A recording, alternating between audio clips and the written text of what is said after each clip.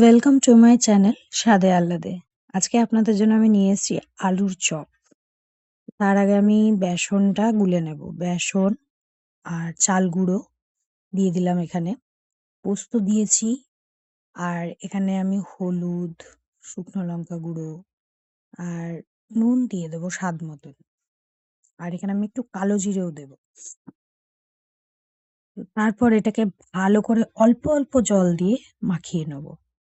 একবারে অনেকটা জল দেব না, হালকা হাতে আস্তে আস্তে কম কম জল দিয়ে এটাকে আমি একদম খুব।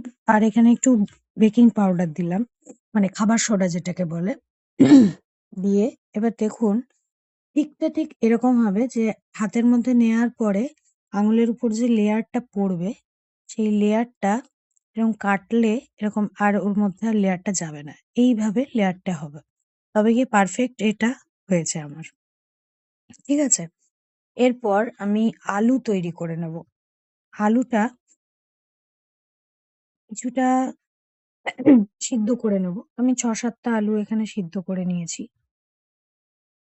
এখানে ৬-৭টা আলু সিদ্ধ করে নেওয়ার পর আমি এখানে কড়াইয়ের মধ্যে সাদা তেল, এই সরি সর্ষার তেল আমি কিছুটা নেব।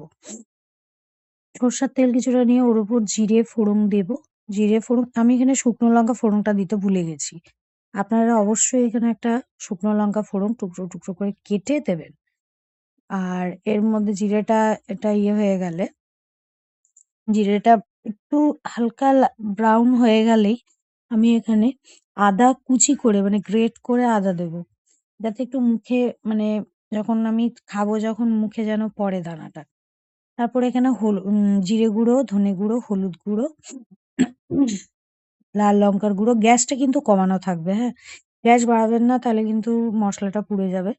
এসব দিয়ে সামান্য একটু জল দিয়ে দেবো এর মধ্যে।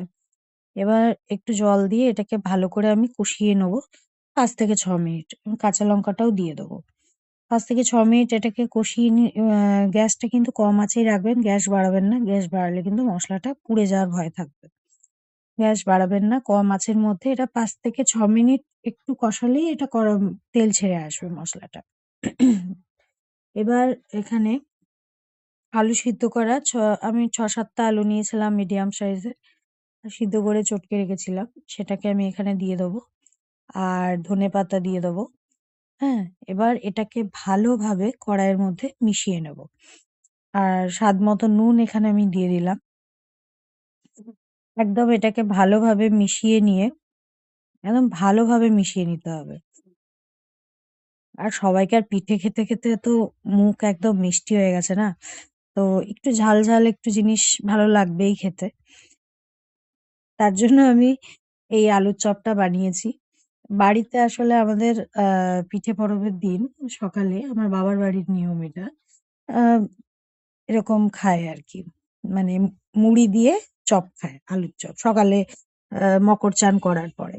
তো যাই হোক, আমরা এখানে ব্যাটারটা গুলে রেখেছিলাম, ওটা কিছুক্ষণ রেস্টে ছিল।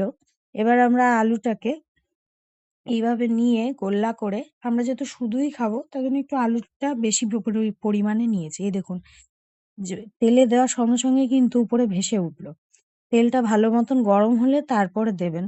আর ব্যাটারটা যে পারফেক্ট হয়েছে বা তেলটা যে পারফেক্ট গরম হয়েছে, এটা তার প্রমাণ যে দেওয়ার সঙ্গে সঙ্গে দেখুন তেলের ওপর ভেসে উঠছে।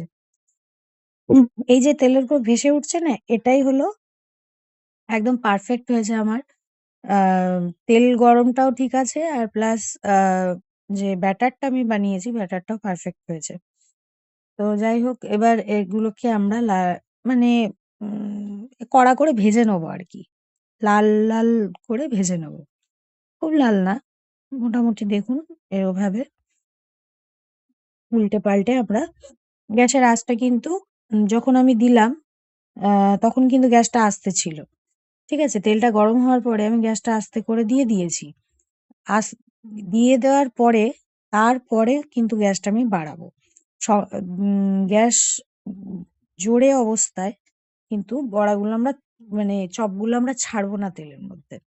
তাহলে কিন্তু পুড়ে যেতে পারে। এক পিঠ পুড়ে যাবে আর এক পিঠ হয়তো কাঁচা থেকে যাবে। তো এই দেখুন তুলে ফেললাম, আমার এক ব্যাচ নেমে গেল। এবার আপনারা যেমন যতটা তেল নেবেন সেরকম পরিমাণে দেবেন।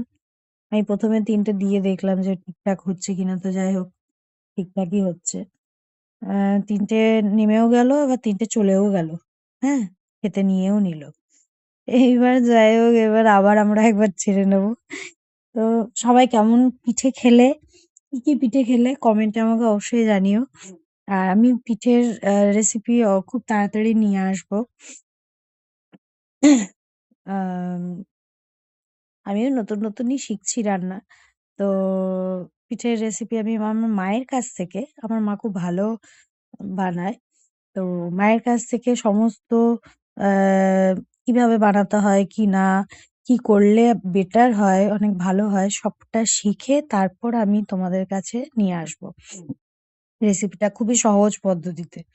চপটা অনেক রকম ভাবেই আমি বানাতে জানি, তো এটা আমার কাছে খুব সহজ মনে হয়, যে তাড়াতাড়ি কিন্তু টেস্টি। সেই কারণে আমি এই রেসিপিটা শেয়ার করলাম। পরে আরো অনেক রকমের চপ অবশ্যই বানাবো, আপনাদের সাথে শেয়ার করব। তো আমার সেকেন্ড চপ ভাজা হচ্ছে। চপগুলো যা ফুলেছে না, হেব্বি ফুলেছে একদম। তো যাই হোক, আমার এইগুলো দেখো ভাজা হয়ে গেছে। এটা সেকেন্ড নামছে, এবার থার্ড।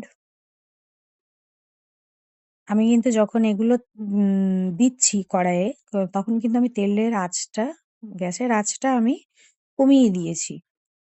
তারপর দিচ্ছি। কারণ প্রথম কথা হাতে লেগে যেতে পারে। দ্বিতীয় কথা, যদি আমি খুব বেশি গ্যাস বাড়িয়ে দিয়ে গরম তেলের মধ্যে ছাড়ি, তাহলে কি হবে, এক পিঠটা বেশি হয়ে যাবে লাল, পুড়ে যাবে যেটাকে বলে। এটা যদি আমি গ্যাসটা কমিয়ে রাখি না, একটুও পুড়বে না। দেখো একদম পোড়েনি, আমার সবগুলো একই রকম ভাবে ভাজা হয়েছে। আমার ভাজা কমপ্লিট, এর উপর একটু বিট নুন ছড়িয়ে দিলাম। তো এই দেখো। তো সবাইকে ধন্যবাদ, সবাইকে পিঠে পরবের শুভেচ্ছা। Thank you.